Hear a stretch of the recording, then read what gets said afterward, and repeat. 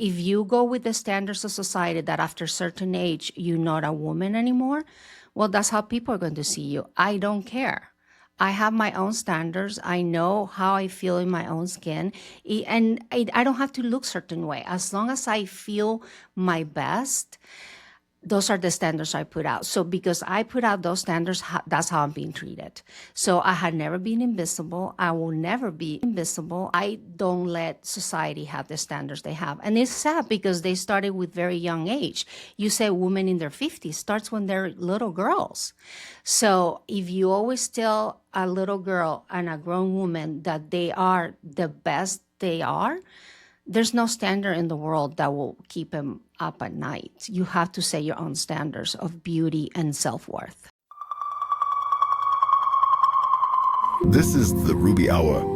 We're breaking into the vault of today's most brilliant minds to extract raw, actionable insights. This show is produced by Ruby Riot Creatives, the Austin, Texas video content marketing mavericks who help B2B and B2C businesses dominate through unparalleled strategic creativity. Chief Cat Herder Shelby Ring is your host. Claws out. Get ready to shred. Welcome to the rebellion.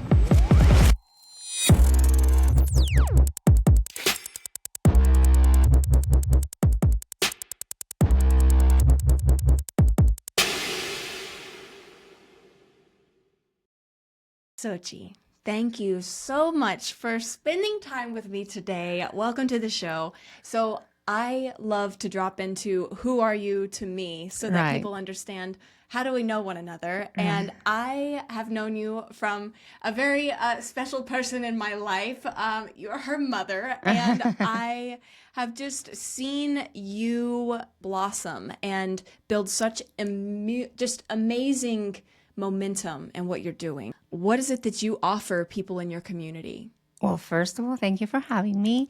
I offer the inspiration and the hope to take care of yourself in a holistic way with my beauty product. And I'm so excited that they can use something that is clean and that is not going to harm their body. So how in the world did you find yourself? I mean, if people listening or watching have never seen your social media, seen your TikTok, you are a riot. I just feel like you are exactly, this is the moment for you. You are so natural on camera, the way that you can just improvise and speak from your heart in a moment's notice. Like I am like such a big fangirl of Thank you. Your ability to pull that off. How did you find yourself in a position of being someone that people love to hear your perspective? Well, I think I'm truly passionate about what I do, and I was really trying to share something very good for people. And I think that translates in my videos and what people hear, and they start asking me questions, and I just want to help. And this is a way to do it, and I feel really, really excited about it. So I just go for it. That's so cool.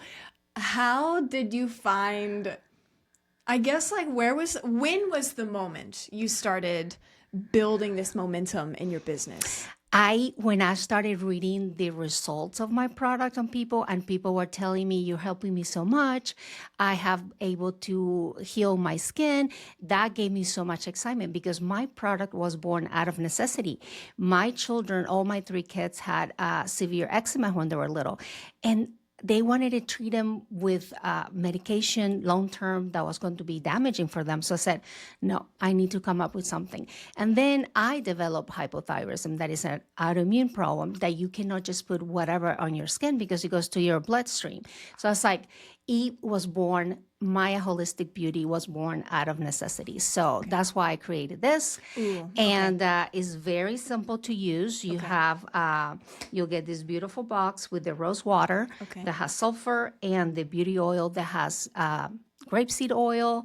It has incense, frankincense, and geranium. So it will really heal your skin from the inside out.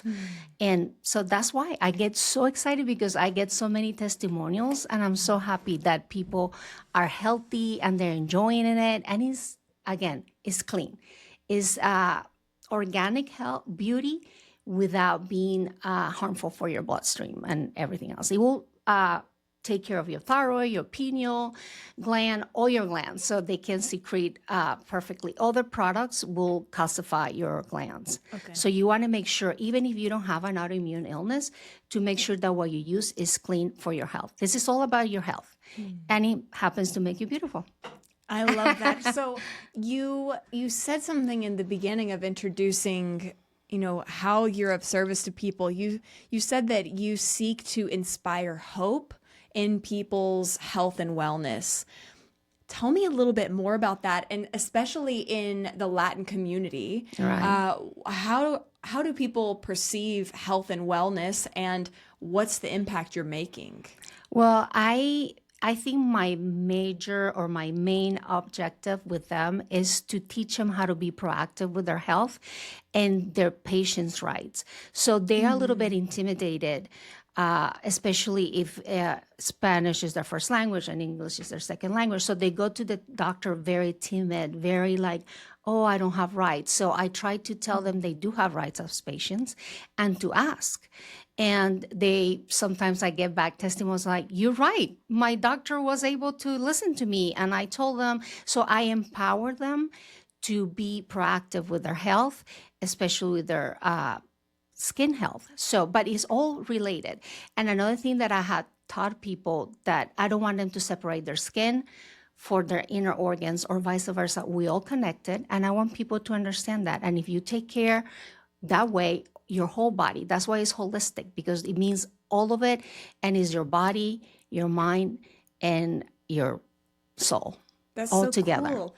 Because what you're describing, I'm sure, I know my perspective is when I start breaking out, I have whatever, I pick up a lot of stray cats, and so I get whatever scratchy things on my Right. skin. But it's like you start looking for something, oh, help me heal this blemish, these imperfections. Right. But what you're describing is integrating your overall health, the internal health of your body. Correct. Which makes so much sense. I mean, our skin is the biggest organ of our body. Not many Right. people recognize that. Of course.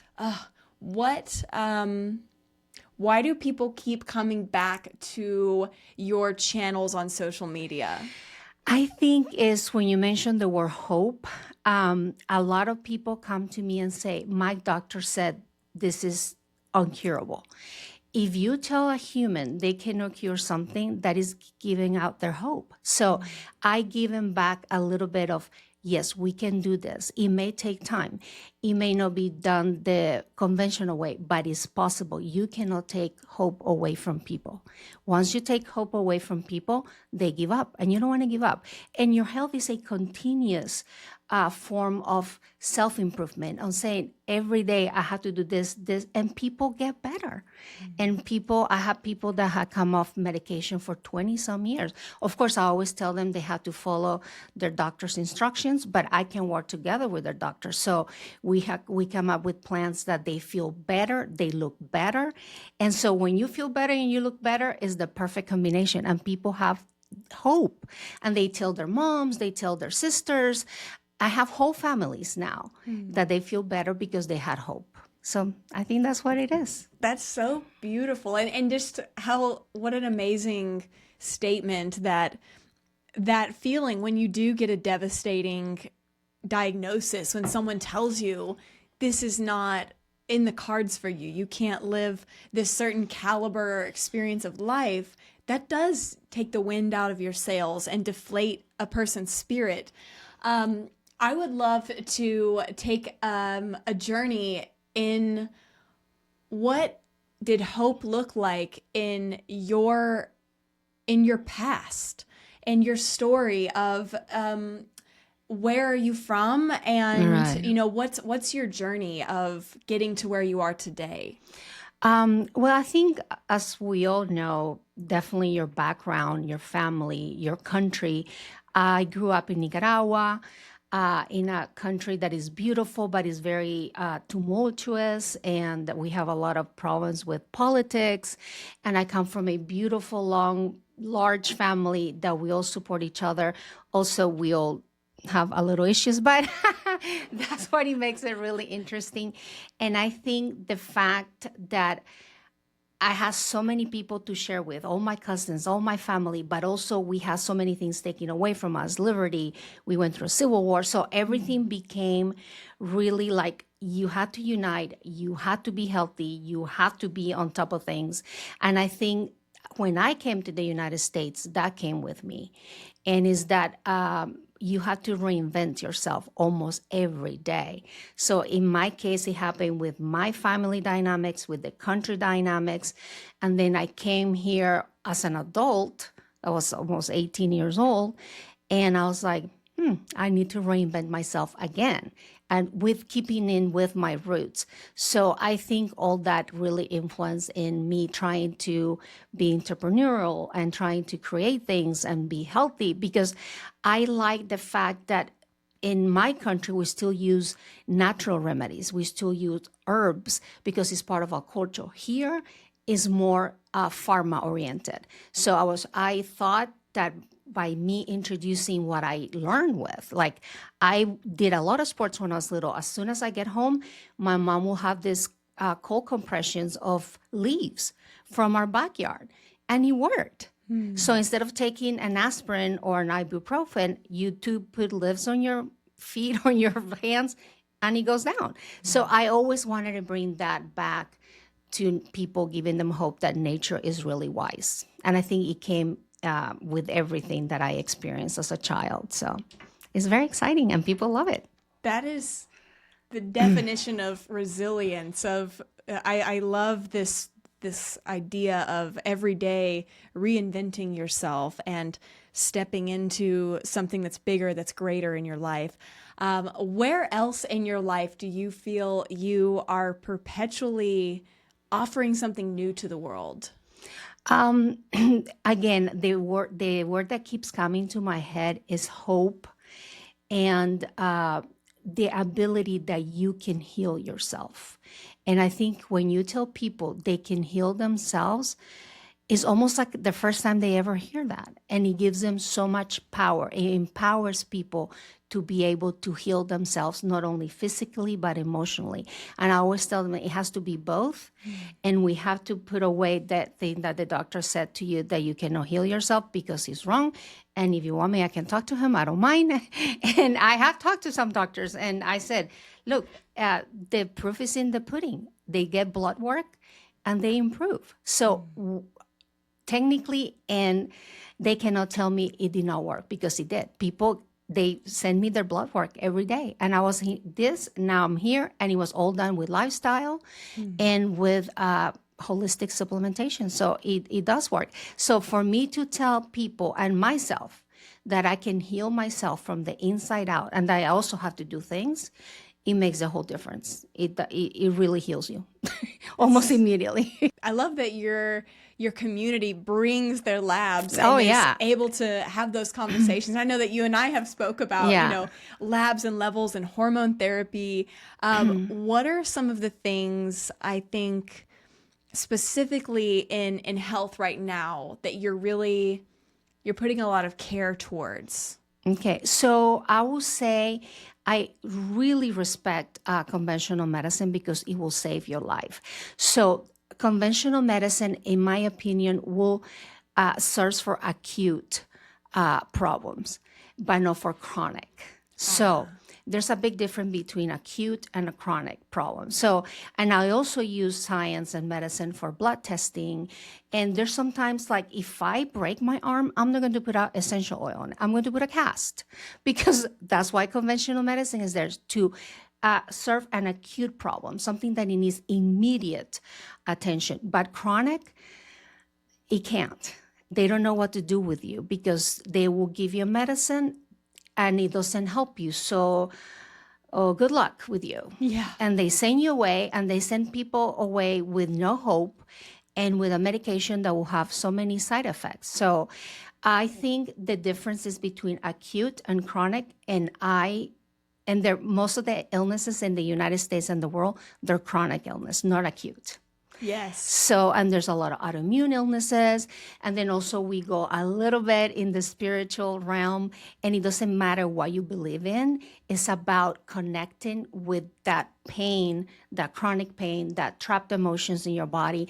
So sometimes people will go, they will have an aha moment and go, oh my God, I know exactly why I don't feel well. And it may have to do with their childhood or something that happened to them. So it is a road of discovery, and we have to, again, connect your mind, your soul, and your body. And does wonders for people. I am so curious tell me a little more about, you mentioned things like stuck emotion. Right. How does that actually affect people day in, day out? Can you tell me any stories or experiences that you've had? Oh, I have so many.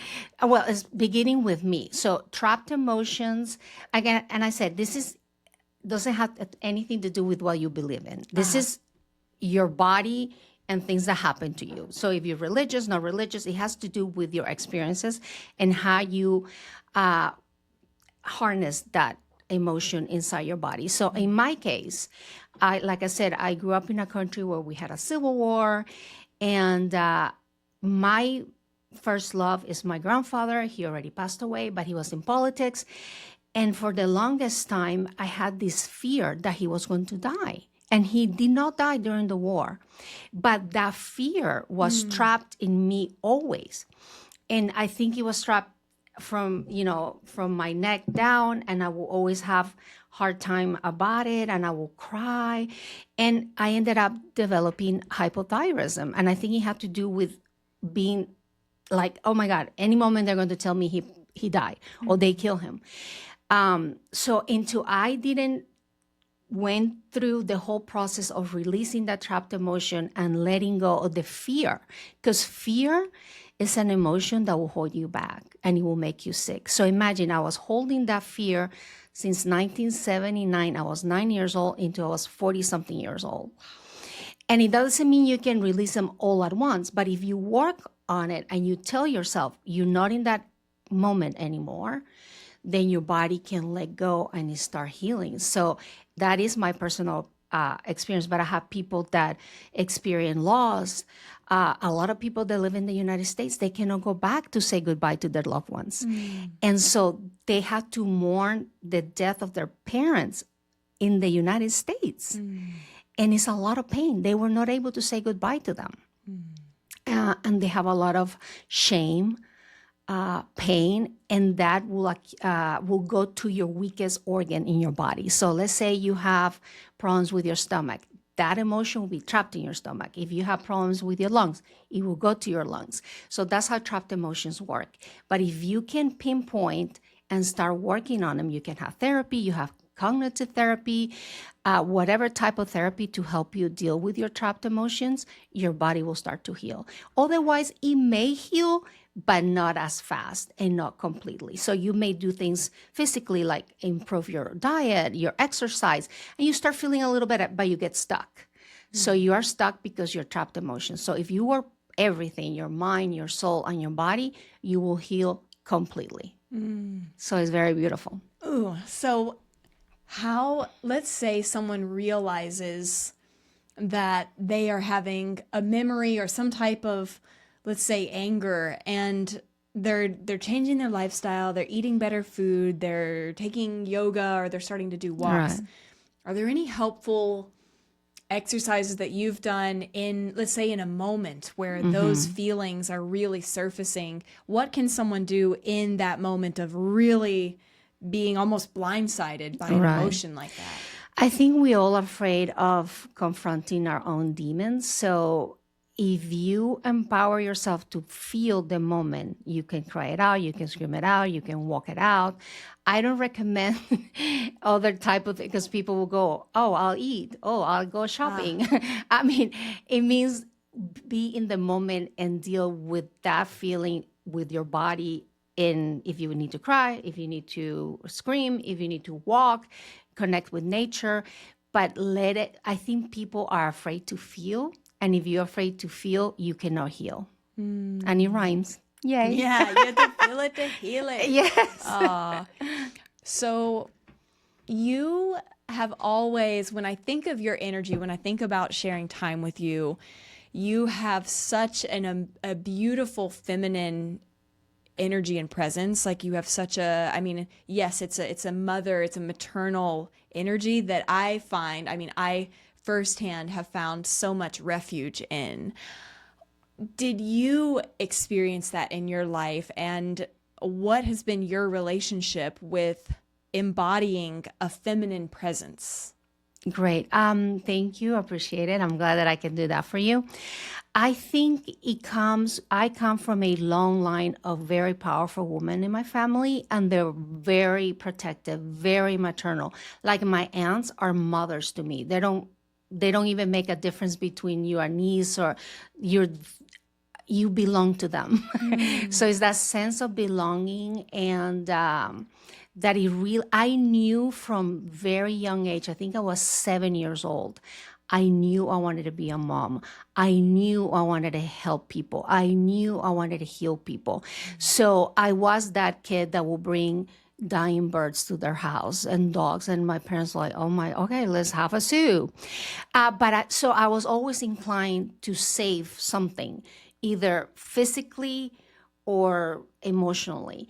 And I'm the oldest of so many grandkids. Like I'm the oldest of 42 cousins. So Oh, wow. yeah, I was always taking care of people. I was in charge of making sure they were okay and they didn't get in trouble. So, but then I got that from my grandma, my aunts, and everybody took care of everybody. And in the males too. So, because in order to be in your energy, in your feminine energy, you need to have good male models too. So it was, I think most of it comes from my family and my community. We're very close. School, church, society, they depend on you. So if you have that inclination and you can foster it, and I think it keeps growing. And I'm happy that people come to me. Sometimes total strangers come to me, don't even say hi, and they start telling me. I'm like, oh, okay, I'm listening. I was like, okay, that was interesting. I mean, I'm randomly walking in the grocery store, and some lady looks at me and said, well, I have a headache. What do you think it is? I'm like, well, tell me all your symptoms. But always check with your doctor. And so I thought it was like very interesting that people come to me. But I think it comes from my family, my community, and the need to help. It brings me happiness. That's so cool. You really, I mean, hearing that you were the firstborn of so many cousins, such community. Yeah. You're like the ultimate alpha older sibling. It's amazing. Yes. So another thing that comes to mind when I think about you, how you move in the world, how you process things, you have an enterprising mind. You have that mind that has the grit and a tenacity to make things happen. How did you get that? Well, more and more, I believe more in nature than nurture, but also I am a survivor of so many things.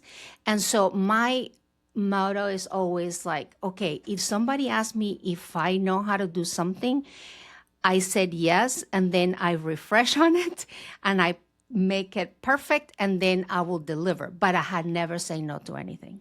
You know, especially when, like I said, with my beauty product and my kids were sick, they wanted to give him steroids all the time. I told the doctor, no. He's like, what are you going to do? Oh, watch me. I'll do something. And I mean, at the end, he did like me a lot, but I was like, oh my God, you were the worst parent to have us because you will always question me. I said, well, I didn't want my kids to be drugged all the time. So, with the skin product, with everything, I always said yes. And I go back, I regroup, and I make it happen. And if you plan too much, you will never do anything. You have to execute. And then as you go, you fix it.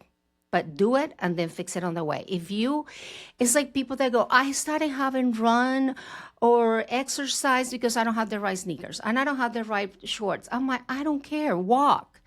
I cannot do this or the perfect diet because I don't have the food. No, do it. And as you go along, you'll perfect you perfect the process, but don't wait for everything to be perfect, because it will never be, and you'll never start anything. That's how I do it. Oh my Yeah, that's gosh. how I do it. Wow. You're speaking to my spirit of just, I feel like I'm perpetually face planting with learning curves of new skills Right. in this season. So I love the saying yes and then figuring it out Yes. as the opportunity presents itself. Right. What would you say when things get tough for you in your life, when you've experienced hardship, what kept you going? It's almost like you cannot describe it. It's a yo no sé cuá moment of your spirit just comes through. But I cannot tell you exactly what it is. I just know that if I stay still, it will hurt me. So, and when I said hurt, I don't mean just physically, but emotionally, and my economy, everything. So if I know I'm confronted with problems, I just do it. It is almost immediate. I don't pause. Maybe that's bad, but I just go for it. And I said again, I will fix it along the way. But if I stay still, everything will be stagnant, and it will be harmful for me. So I'm a person of action, and if I don't have action, I will freeze. Contrary to some people that if they have to be still, otherwise they'll be frightened. So for me, if I'm not moving, that signifies being stagnant, and I can't. Because I think we like the water. We need to flow and grow, otherwise you get stuck. So true. How do you process, let's say you are trying something in your life, you're trying something new for yourself, and you just keep face planting, you just keep, it's not working out. What advice would you give to let's say a younger version of yourself that when you wanted to stop, when you thought you couldn't keep going, what advice would you give that younger version of yourself? Well, it's very personal, but I think I just did it because I didn't think I had another option. My only option was to keep going, because I'm always being very independent. I had never depended economically from anyone. So if I didn't make it happen, nobody would. So I didn't have the option. So if you tell yourself that you are your main option, that will propel you to do what you need to do, period. Even if it's painful, even though if it's no, if you know you're your only option, you're going to keep doing it until it happens. Because for me, it didn't happen right away. It happened in my 50s. And some people will go, well, that's too late. Well, who's to say that? I'm just starting. So I'm like, yay. But I went so many years with no. You cannot do it. And I will always go, yes, because I was my only option. If you always put yourself as the only option to excel, you will excel. Oh, dropping truth bombs, Sochi. Oh my gosh. Okay. So, that's so awesome. Let's talk about beauty. And I know a favorite topic here. Yes. So I have I send out every quarter a questionnaire from what keeps you up at night. And some of my friends in my community have expressed, I'm coming into my 50s and I feel like I'm starting to become irrelevant. I feel like I'm starting to become invisible. How do you come into the next seasons of your life and continue to blossom? Well, I think that has a lot to do with society, standards of society. So you have to put your own standards, and truly you will be seen and heard what you are. So if you go with the standards of society that after a certain age, you're not a woman anymore, well, that's how people are going to see you. I don't care. I have my own standards. I know how I feel in my own skin. And I don't have to look certain way. As long as I feel my best, those are the standards I put out. So because I put out those standards, that's how I'm being treated. So I had never been invisible. I will never be invisible. I mean, like I've been seen by people and I want to be seen. I'm not ashamed of it, but it's because I project that. I don't let society have the standards they have. And it's sad because they started with very young age. You say women in their 50s starts when they're little girls.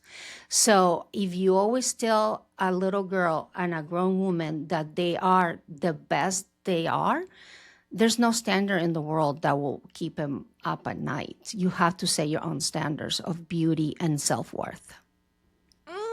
So good. Oh, okay.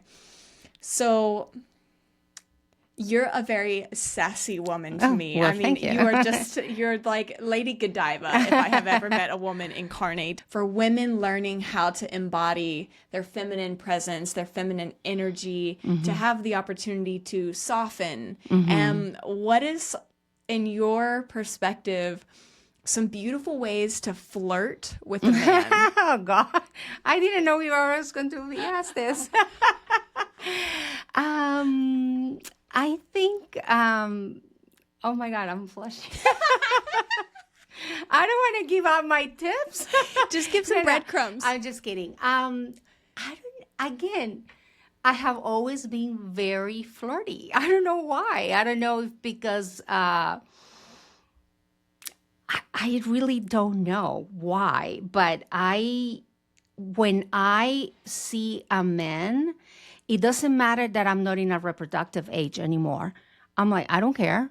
Because a lot of people, also women and men, will see your self-worth if you're still reproductive. And for women, that's very significant. For me, it hasn't been. Like I had my children when I was young, and I'm glad and I'm done, but I'm still a very sexual being. So if you're comfortable with your sexuality and what you represent, then the hair starts flowing, the lashes start, and then you start moving a certain way. But it's because your mind and your body are connected and they're on the same page. So if you're on the same page that you can be attractive at any age, it doesn't matter anymore, because then your body will start reacting to your thoughts and vice versa.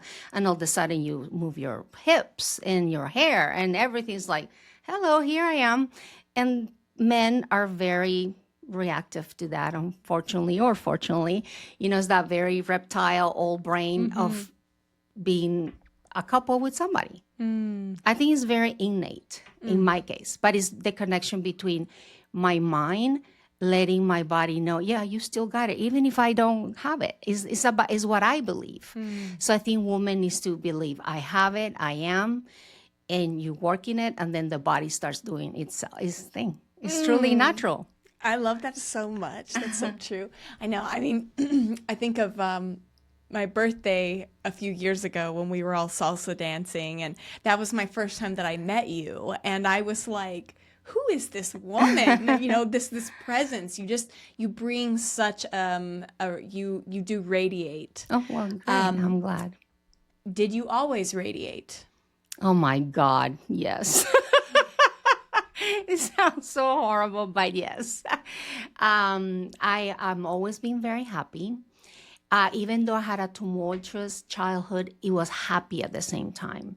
And I always had all this family praising me and loving me. So I think I was just very happy. I was always very in tune with nature. Like when I was little, my mom would come out and look for me in the backyard, and she never looked straight. She would go up because I'll be on a tree. So a few days ago, I climbed a tree. Not very high, because if I fall now, it will be different. But I was like, I'm going to climb a tree because that's what it made me happy. So I was always very in nature and happy, and I didn't care. So I think, yeah, I've always been very happy. I love that.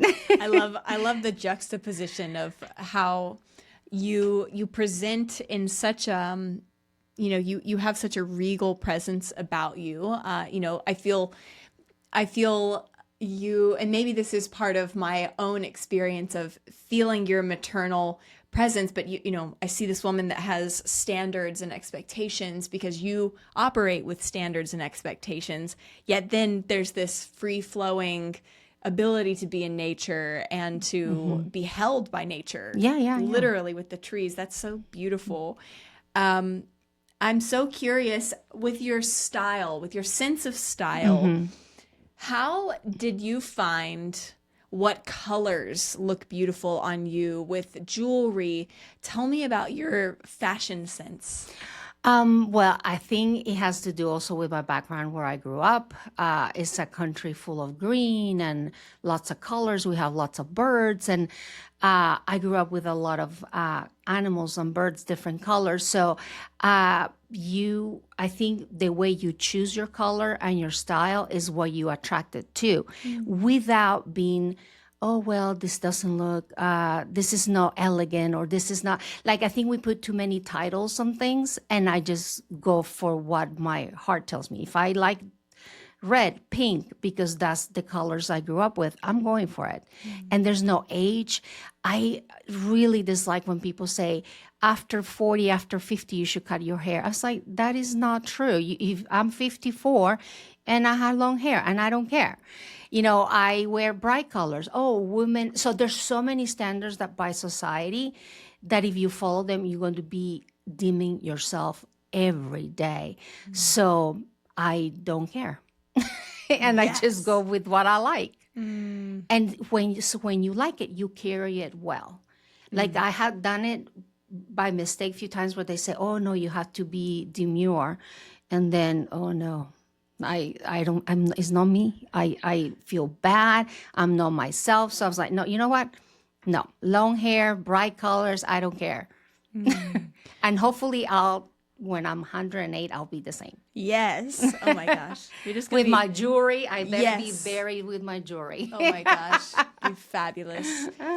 So what do you think in today's day and age with social media, with trends, if you could wave a magic wand, what would you do different? I would really say children of certain age should not be on social media to begin with. But I know that's impossible. So I think in this case, it will be more responsibility of the adults that are trying to send these trends and put themselves in the position of a preteen or a teen and how much they are influencing on these people. And unfortunately, people behind a phone or social media, they feel like they can say anything, and it's horrible. I don't care. People say good things, bad things about me. To me, I'm like, I don't care. But for a young brain, is very important. So the trend that I will try to wave will be horrible words, like they should be kind. It's not only the imaging that is affecting these people, it's what they're reading about themselves. So if people could just be kind and feel like they're in front of that person before they say something, instead of just hiding behind a screen, that's what I will wave off, because they feel empowered because they don't have to say it in front of another face. So I would not allow people to say horrible things if they were not face to face. I don't know. I don't think that's impossible, but that will be it for me. I love that. I am so on board with that idea because, yeah, tell me, I mean, I can imagine the momentum of the content that you create, people. And I know there's stats where it's like 50% of the people you meet are either going to love you or hate you. Yeah. How have you processed being someone who is on camera, who does have those people that are just a username and a little pretend icon? What has that been like for you? To me, it gives me more power in the sense that I know whoever is saying something, first of all, they don't know me. I start by that. So if they don't know me, I could accurately say something that bad about my person, right? So, and then I know it comes from a place of hurt from them, and they're projecting their own insecurities. So they don't face me at all, just because I know it's not about me, it's them projecting their own pain. So I send them light, and they even hate it more. They even become darker. But I truly do send them light and hope. And they don't like that because they're they are projecting their own pain. So if people only knew that it's not about you, it's about them, you will feel compassion. So I do feel compassion about those people. I truly do, because they don't know me. So that's I know it's all a projection. I send them light, love, and some of them come back better and some of them disappear. Or I block them. Also, Blocked. the power of the internet. Block. How do you maintain your personal life, your private life, with also the juxtaposition that you are on camera, you're sharing, advice, tips. How do you balance these two parts of who you are? More and more, because I have more and more followers, I have more responsibilities. I am taking care of myself, my body, and my mind first. Like yesterday, I almost had the temptation of opening my phone and saying something. I said, no. You have to exercise first. You have to do this first. You have to pray, meditate, whatever it is that you believe in, so I could be presentable and present for my people. Because if I don't care for myself, it will be very hypocritical if I'm giving advice to people how to be healthy if I don't take care of myself. So the way I do it is I have to take care of myself. I have to be at peace with myself. I have to exercise. I have to eat well in order to be able to do the rest. Otherwise, you will burn yourself out immediately. So do not open your phone. And also, I put my phone in airplane mode at night, and I don't open it until I done something for myself first. It's either water, walking, sun, something, then I can do something for somebody else. Is that analogy with the airplane, that you have to put the mask on you first and then help others? People have this tendency of sacrifice, that they have to sacrifice themselves. No, you'll burn yourself out. You have to do you first and then your people. That's how I do it. Yeah, it would be challenging to remember that you still have to slow down. You still have to fill your own cup. Right. What are some of the top few ways to refill your emotional well-being cup? My favorite word, no. You have to learn how to say no to yourself and to others. Because when you are a person of service, your first inclination said yes to everything. And that's how you let go of yourself. And then at the end, people would notice that you don't have the same energy, that you don't have the same vitality, that you don't represent what you're saying. So if you don't say no to you and to others, I'm a very organized person, so I do schedule out my day. And the first thing is no to a lot of people, no to things of my brain that's trying to do so much. Do me. Feel myself with what I'm telling people to do, and people will recognize that. So it doesn't matter about how much content I put out, as long as it's good quality content, people can see it through the screen. You cannot hide, you cannot fake it, people will see it. So I had to do me first, and my favorite word is no. Brilliant. Ugh, that's so powerful. For entrepreneurs, for your fellow creatives that are looking to build powerful alliances within their industry, Right. How do you choose an energetically aligned deal, an energetically aligned opportunity? What are the ways that you tune in to decide, is this deal good for me, or is this actually not in line with what I should be doing? The first advice I will give somebody is forget trends, because a lot of people are choosing their brand deals because of the trend, because it sells. If you choose something because it's a trend, it will totally backfire. So far, the first ones that I chosen they were fantastic because they align with my inner beliefs. They were clean brands. They were organic. They were third lab tested. And I did this without the intention of signing up later with them. But I knew from the beginning they were the kind of people and brands that I want to work with. And I did not choose them because they were selling. Because a lot of people now that I have success, they come to me and said, I want you to sell this. And the first thing I read in the back of the ingredient. And if the ingredients don't align with what I believe and what I have recommended to my people, I'm not going to do it. I don't care if it's selling millions of dollars. If I sell myself short, it's going to buy me back. So if you want to align with good brands, it has to do with your gut tells you and what you know about yourself, and do not follow a trend. I know it sounds the opposite, but you have to choose something that you truly believe in. If not, again, people are going to smell it. They're going to know you're just selling it, and it's not going to work. So go with your gut, do your homework, read everything. And if you know that something is not right, don't go for it, even though if it's selling millions of dollars, because it's going to buy you back. That's what I did. That's And so it works. powerful. I love that, the idea of finding things that are genuinely in line with your values. What advice would you give for someone where they have a mentality of desperation? They're desperate to find the deal. They're in a place of need. How do you find energetically to shift from a place of need to abundance? Well, I still work on it because sometimes I'm not in an abundance mindset all the time because of experiences, life happens, right? But when it's a time of desperation, I know that if I don't tame myself and get in line with my true feelings, it's going to escape my grip, and it's going to really show to my people that I did it because of the convenience of it, or because it was going to give me a lot of money, and it would not be tangible. You would not be able to hold it in time.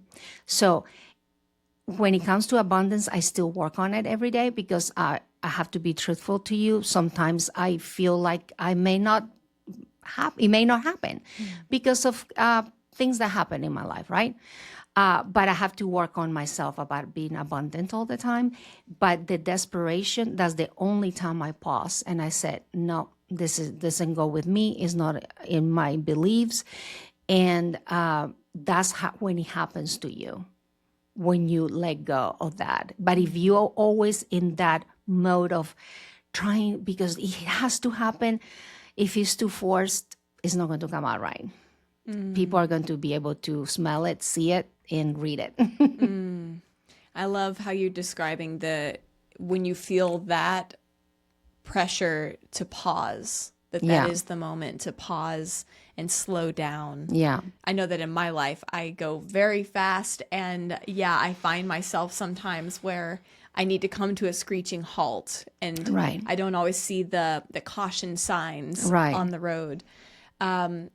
What advice do you have for women that are in their 20s and 30s that are trying to make their mark in the world, make their build momentum of something that matters to them, whether it's Right. craft, service?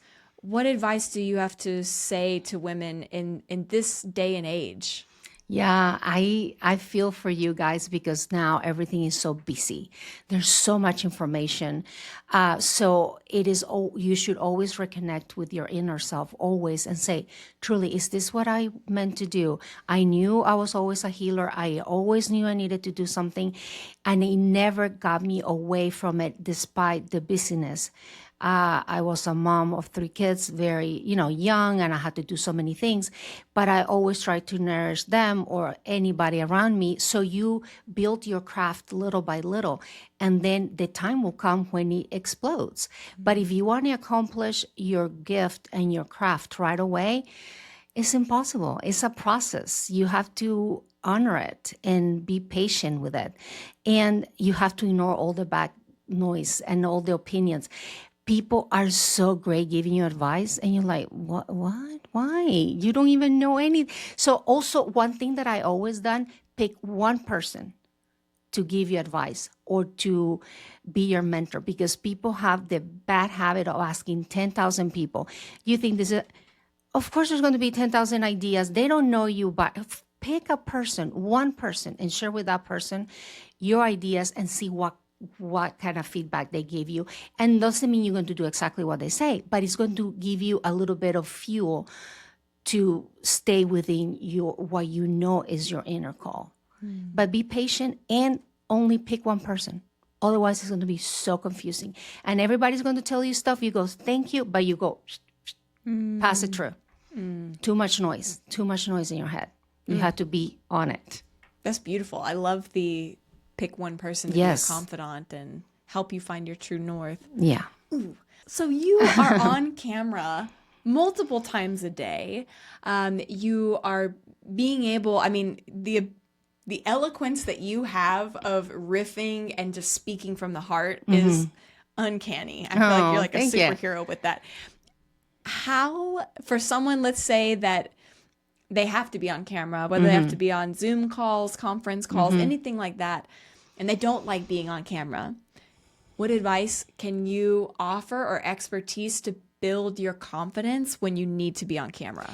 Practice, practice, practice. One thing that it helps me, I'll mute myself. Like I don't hear my voice, but I see how it will have my eye contact, how I move, my expressions. And if you like your voice, okay, put it all the way up. But that's one trick I do. I mute myself, but I see if I'm being genuine, if I move, if I smile, what I'm saying. And that helps me a little bit. But you have to practice. You have to if you have to be on camera, well, develop a split personality and have your personality for your camera and then your other personality. But if you have to practice. You have to do it every day and find things that if you know they trigger you, like my own voice triggers me in a bad way, I mute myself, go, oh, I look good. Oh, fine, perfect. But I like being on camera. I don't mind it. But for people that are not, they have to find the thing that will make them do it over and over and over again. It's practice. You have to practice. Did you like when you first started sharing, creating posts, creating content, can you share any good learning lessons of what you learned in that first 6 months whenever you started to share and speak? What were some big milestones that helped you 10x and really grow? Right. So I will advise never to erase any content you do, because some days you get up and you go, oh, my hair looks amazing. My face looks, and some days you're like, oh dear, what's happening? Film doesn't matter, because people will see you for you truly are. There's some days that I don't look the best, but I still do content. And I think people see that. They're like, oh, one day she looked really good. Oh, what happened today? It didn't matter because I didn't erase it. I go with it. It's about communicating with your people. And so they can see you, that you look great one day, and then one day, oh God, those eye bags. Whew. But it's part of life. You cannot always be perfect. So I think that's what it really put. And then I do a lot of content without makeup. I don't use filters because I have a beauty product, so people see me the way I am. And I think they appreciate that. So do content, never erase it, because you never know who it would. I have videos for 2 years ago, and somebody 3 days ago sent me a text and said, I saw your video and this inspired me to do this, this, and that. So you never know what content is going to help somebody. So do not overjudge it. Don't edit it. People think I edit my videos. I don't. If there's some pauses or something, I'm like, okay, I don't care. I really don't edit my videos. So I think that translates to just, I do it. Because I'm trying to really relate what I go through in the day. And like I said, don't make it perfect. Don't edit. Just do it. And leave it. Don't erase it. I think that's the best thing I ever did. That seems really good for mental health, where you're able to, it's both ways of the person that's watching you to see the different, oh, she looks good today. Oh, she looks like a normal human. She looks like me. She did not sleep very well. Yes. But I think that's probably such a major part of why you have such a beautiful following of a community of people, that it resonates what you share, how you speak from your heart. That makes so much sense. It's not perfectly scripted. Right. Yeah, because sometimes I see a lot of people say you have to have this and so many hooks, and I was like, oh God, those are too many rules.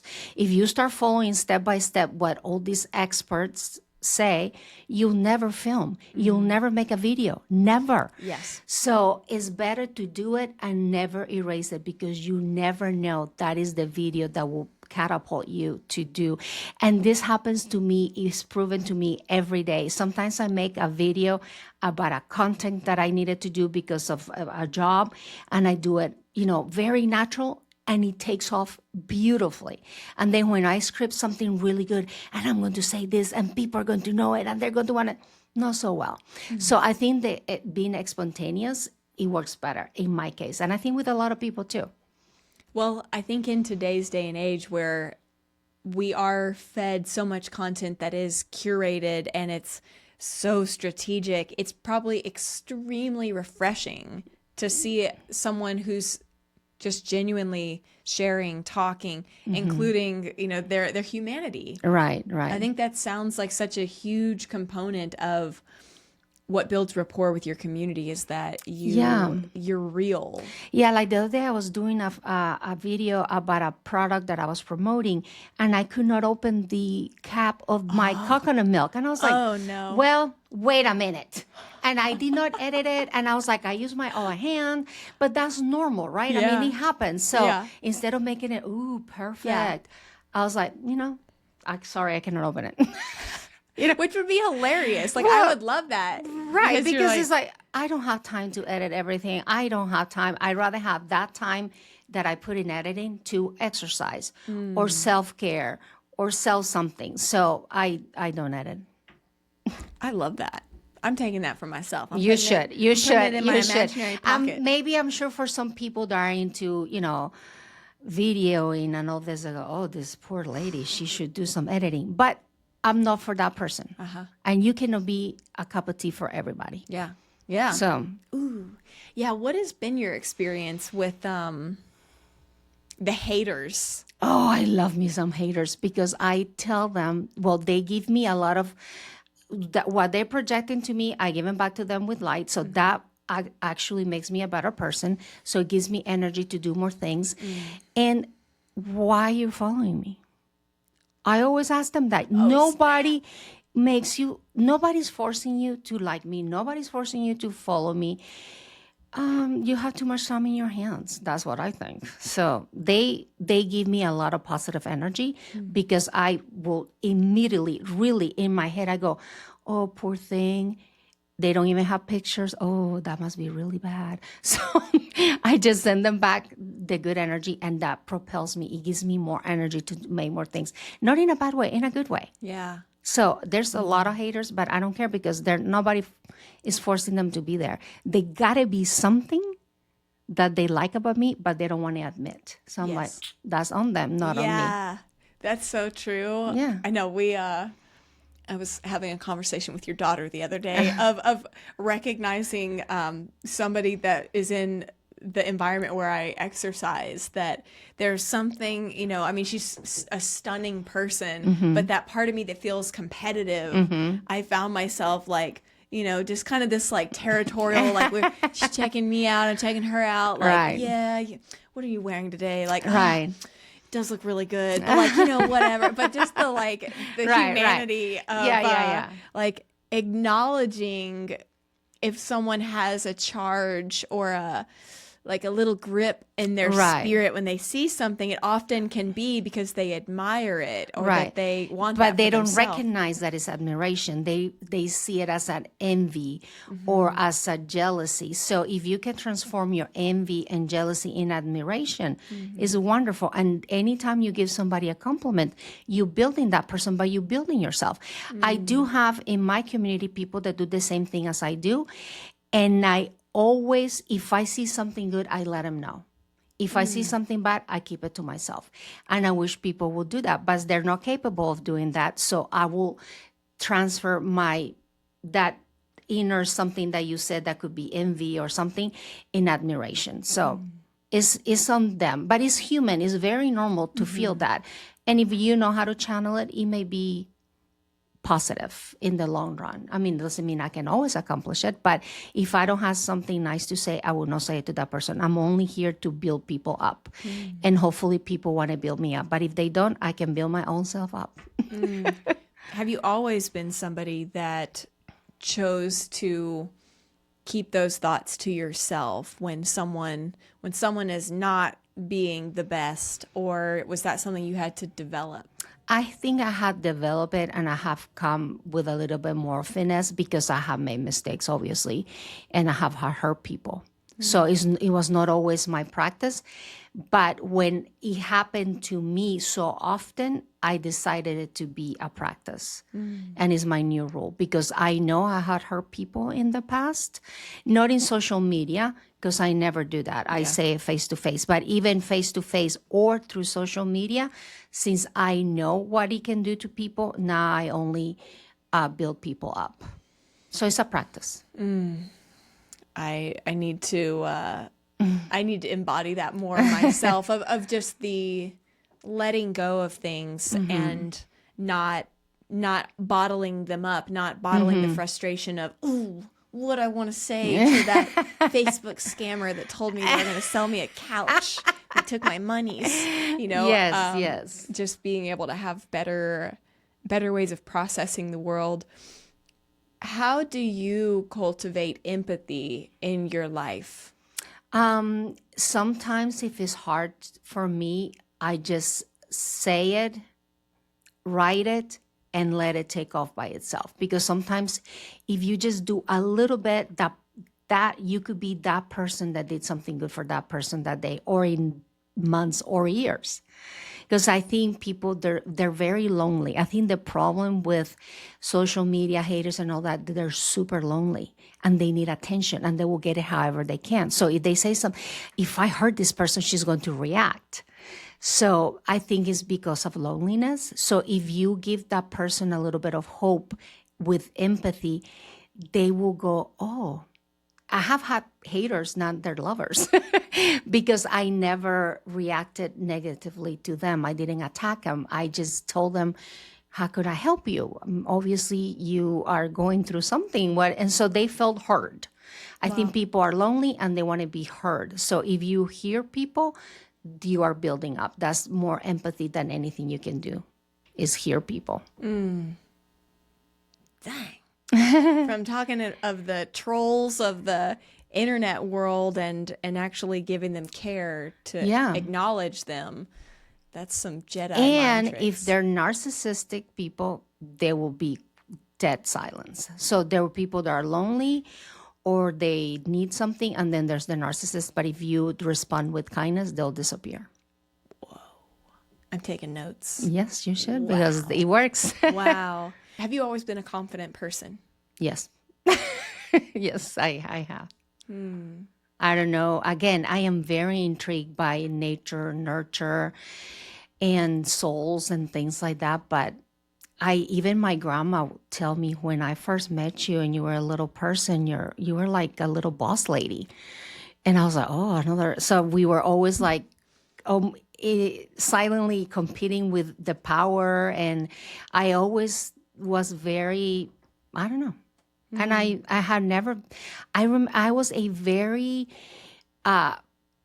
overweight kid when I was little, like when I was from like 7 to 12. And it never dawned on me that I was like, always like, whatever. And I don't know what to tell you, but I was always being like this. And then I naturally, when you start, puberty and all that happens, you start losing weight. And I liked it, but it was not like it affected me. I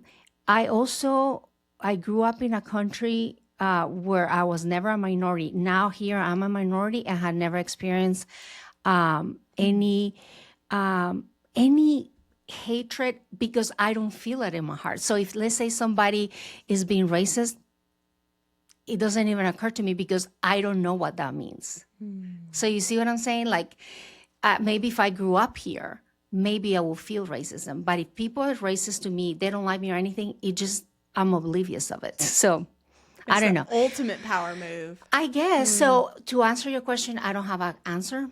I don't know if it's nature, nurture, or a combination of. or that's the soul I was born with, but apparently I always have. I love that. I love that. I love hearing, what was the context of your upbringing, and yeah, was it a nature or a nurture experience? And I don't think we'll ever know. It could be a combination, but and I think you can also nurture and change your nature with a lot of emphasis in what you want to be. Because there's a lot of things that I didn't like about myself, but I had to improve. But I think you are capable of changing a lot of things, and don't get stuck in what you are or what you, despite the how it happened. That's what I'm trying to say. Yeah. Despite nature or nurture. How did you mentioned power. You've always perceived yourself, as, you were a powerful young little boss, even when you were very young. What does handling power look like to you today?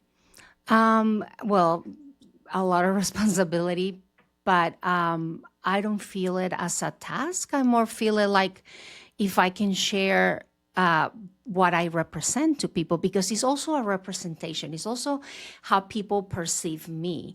So if they perceive me as that, I want to feel out that perception of them so I could be of help.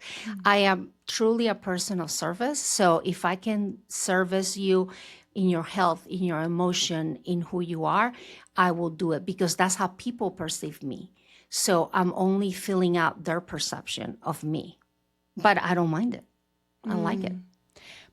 How do you process, let's say, in terms of extroversion and introversion, how do you balance an external perception like you're describing? People are projecting you as, okay, she helps or she knows how to heal, but then also your own experience of yourself in different seasons. How do you maneuver that? Again, with self-care, if I know that I'm not in my good place, I have to go back and say, okay, you are not eating right, or you are eating right, but there's something that you add in that is not supposed to be there. I think if you really know your body and your mind, you can regulate it, you can make it better.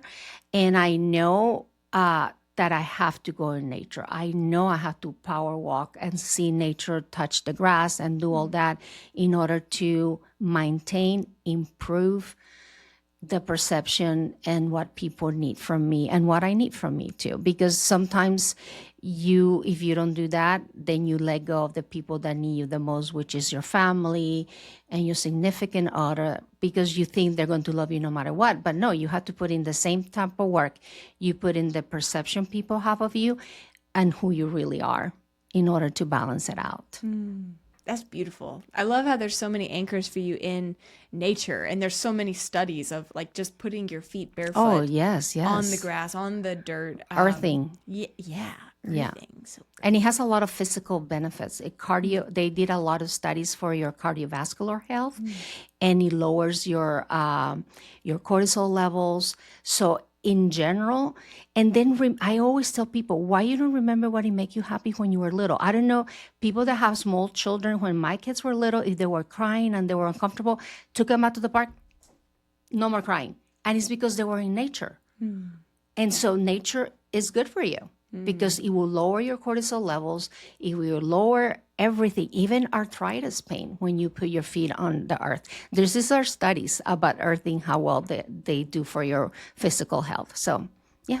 It's so cool. Yeah, I'm is so cool. glad that's being incorporated into medicine and health these days. Yeah. My final question for you is, what do you wish people did more for themselves in the world? Them first. I think people have this idea of sacrifice. I don't know if it's because of religion or because of what they told them, that you have to sacrifice yourself for others. And so give, and they don't take care of themselves. So you must always do self-care first in order to be able to provide for others. That's the first thing I will tell people.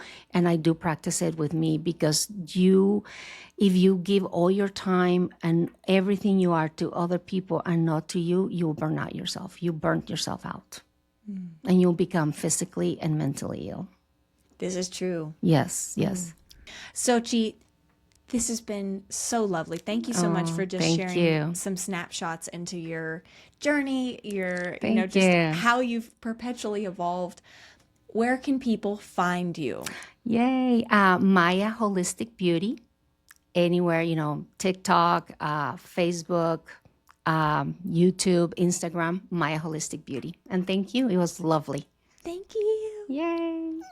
Holy cow, you made it to the end. Nice work. If you love this, let us know.